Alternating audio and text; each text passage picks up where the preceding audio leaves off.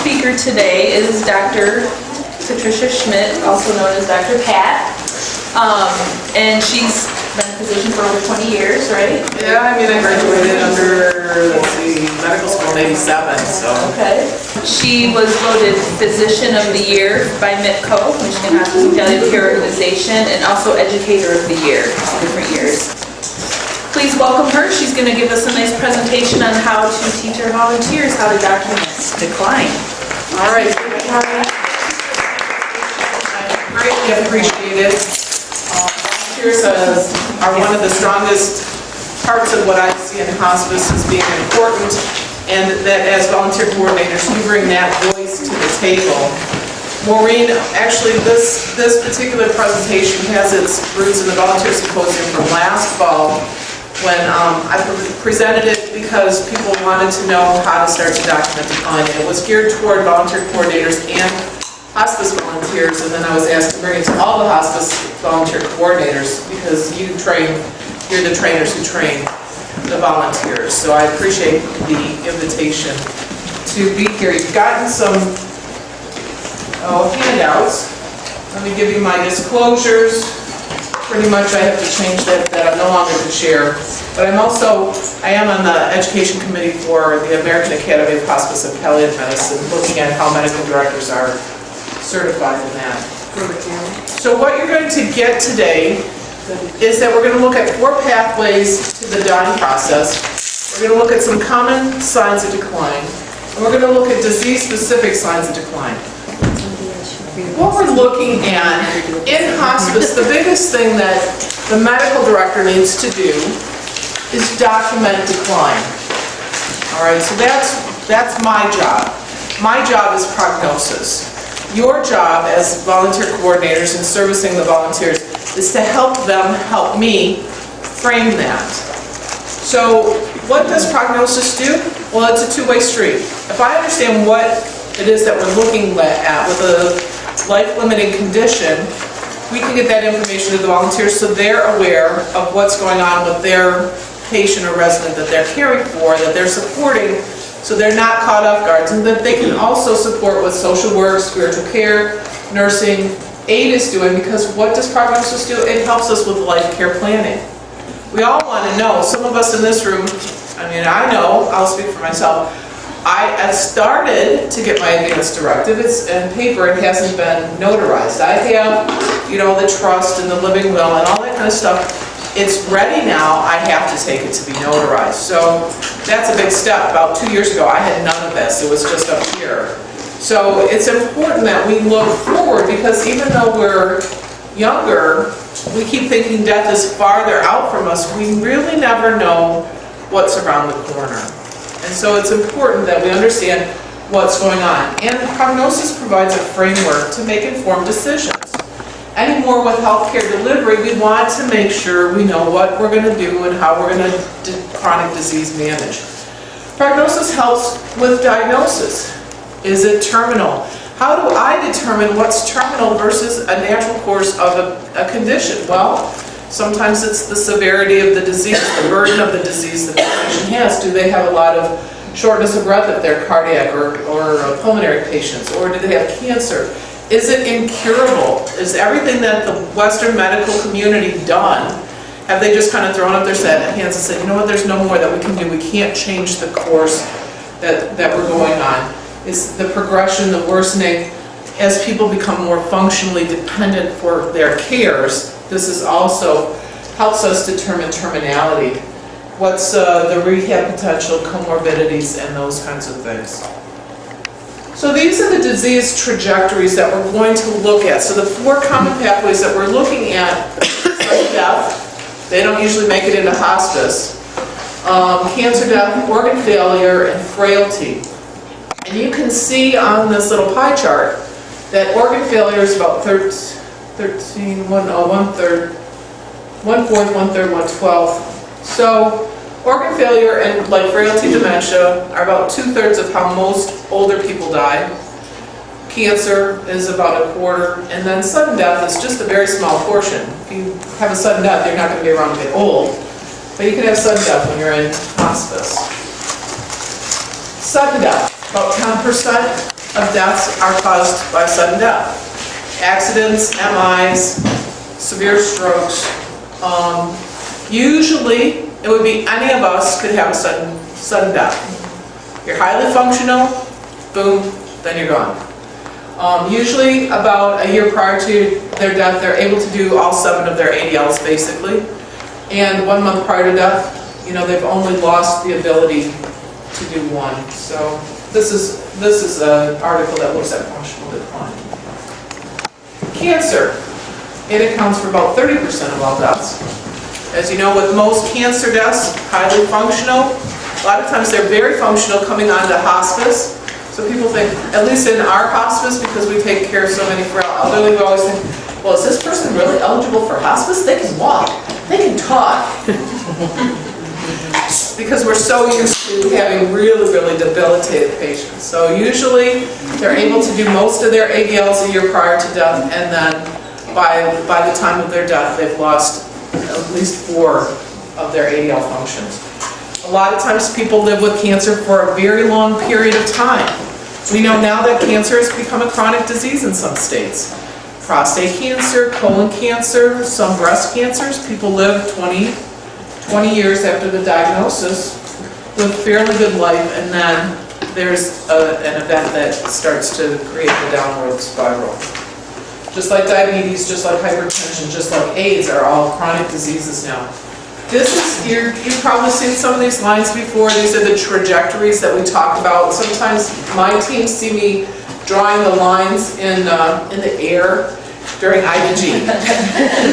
No, it goes like this. It goes like this. So the cancer trajectory usually is pretty flat, and then it has a pretty steep drop off. And so we wait for that transition time, and then we know that we have a very life-limiting condition, and usually the decline is only about 3 months. All of you are aware of the hospice Medicare benefit, that they use cancer as their guide to determine eligibility, and you can see that usually it's really only a 3-month prognosis, so they thought they were being generous with saying 6 months. They didn't realize that, during the 90s when they opened it up to all disease states, that the trajectories would change, and that as a community, a hospice and palliative community, we would have to determine other things that were going on to help us prognosticate the dying process. Organ failure. So organ failure would be anything like heart failure, lung failure, kidney failure, liver failure, pancreas failure. Any organ that we have can lead to death. I haven't really found that the reproductive organs, when they fail, cause death. But, there's always something. Usually, this accounts for about 40% of all the dying that we see. Most people, and the top 2 are usually heart disease and pulmonary disease. Usually, these are, when I was in the hospital and a resident, we would call these the frequent flyers. They were always in and out of the hospital with exacerbations. This is also how we determine the prognosis, that they've been in and out of the hospital a number of times. Sometimes they can die during the exacerbation. So if they have heart failure and they go in, they're going to die. They could die, and sometimes they are pulled out of that exacerbation. COPD the same way. Sometimes with liver failure or renal failure, they can do that. So we look at what happens. Their functional decline is gradual, and they start losing their ability to do their activities of daily living.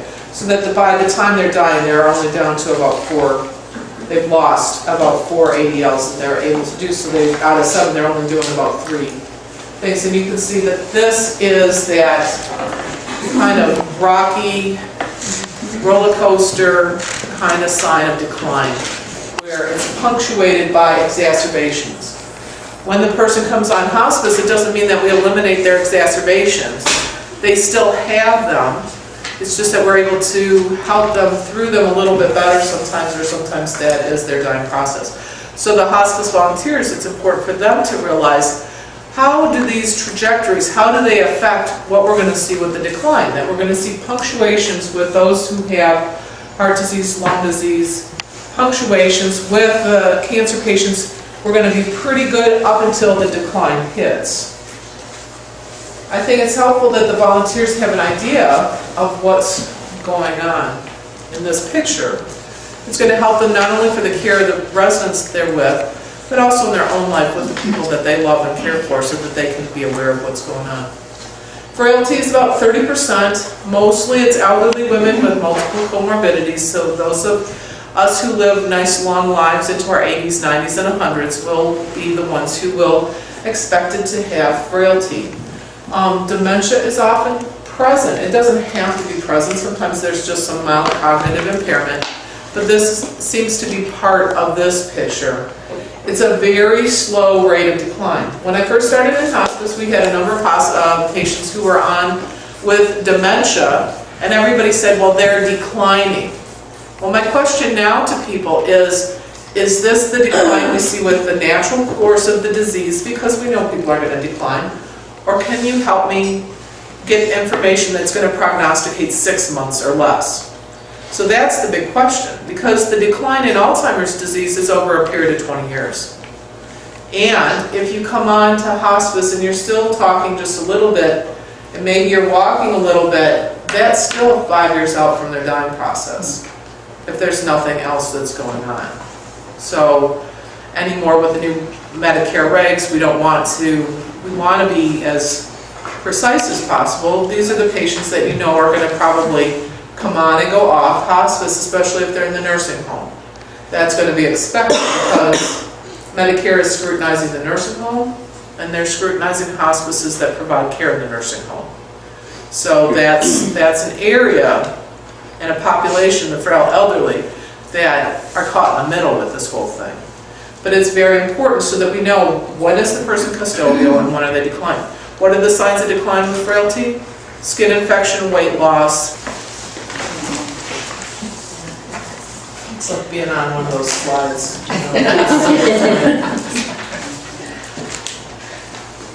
These are the things that I have to consider, and it's important just to know that I have to look at the comorbidities.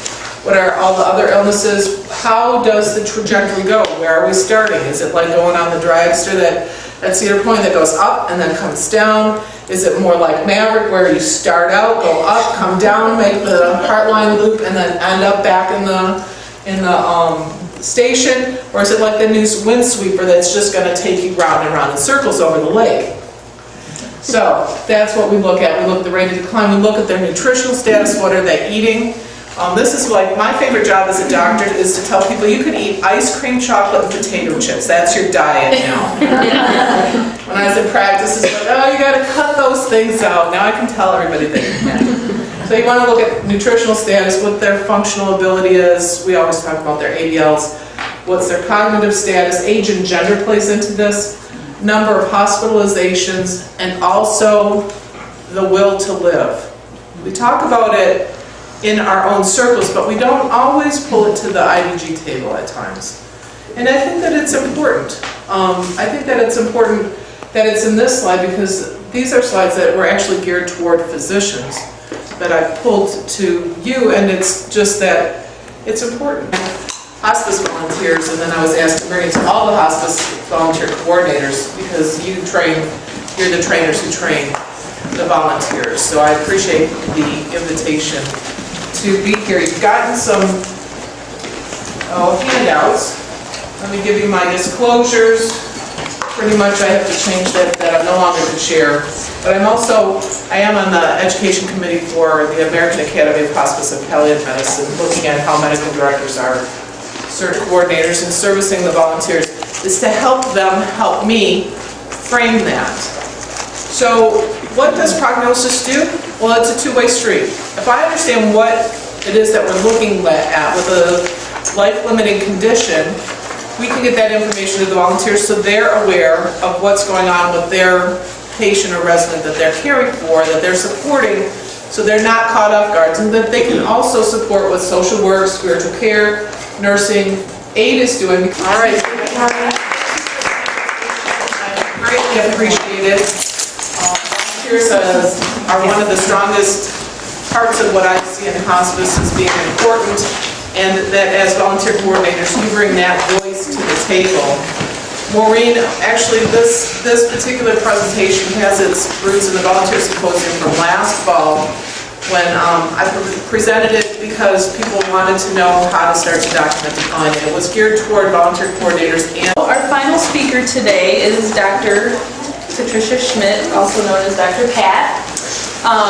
And she's been in a position for over 20 years, right? Yeah, I mean, I graduated under, let's see, medical school in '87, so... Okay. She was voted Physician of the Year by MHPCO, Michigan Hospitality Care Organization, and also Educator of the Year, different years. Please welcome her. She's going to give us a nice presentation on how to teach our volunteers how to document decline.